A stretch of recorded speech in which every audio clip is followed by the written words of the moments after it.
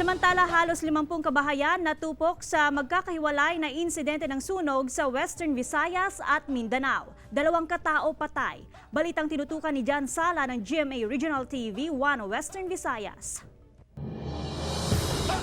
Patay sa nasabing sunog ang 78 anyos na si Lolo Angelito Doong na residente ng Purok 7, Upper Hasaan, Misamis Oriental. Sumiklab ang sunog bandang alas 8 Martes ng gabi.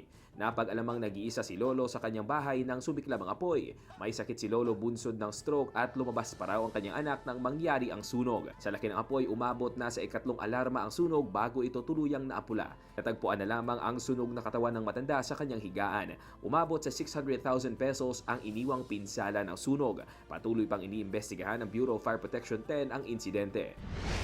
Pinawian din ng buhay ang 29 anyos na si Domi Rose Duran matapos matrap sa nasusunog nilang bahay sa barangay Tagbacaro, Iloilo City kahapon ng madaling araw. Natagpuan na lamang itong wala ng malay sa kanyang kwarto sa posibleng pagkalanghap nito ng usok. Isinugod pa ito sa ospital ngunit idiniklarang dead on arrival. Umabot sa mahigit 1 milyong piso ang pinsalang dulot ng sunog na patuloy pang iniimbestigahan. Unti-unti namang bumabangon ang 21 mag-anak na biktima ng sunog sa barangay General Hughes, Iloilo City. Martes ng tanghali nang sumiklab ang apoy. Sa number of individuals, may ara kita sang 76 individuals. 11 ang total, 6 ang partial.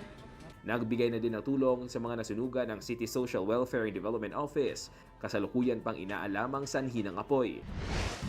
Umabot naman sa 43 kabahayan ang nilamon ng apoy sa barangay Mambulak, Silay City, Negros Occidental, Martes ng hapon. 31 kabahayan ang totally damaged habang 12 naman ang partially damaged. Kasalukuyan nasa evacuation center ang 14 na mag-anak habang ang iba naman ay pansamantalang nakikitira sa kanilang mga kaanak. Sa inisyal na investigasyon ng BFP Silay City, electrical short circuit ang dahilan ng sunog. Nasa 500,000 pesos ang naitalang danyos. Kaya paalala ng BFP sa publiko na maging maingat lalo na ngayong palapit na ang Fire Prevention Month. Ako si John Sala para sa GMA Regional TV.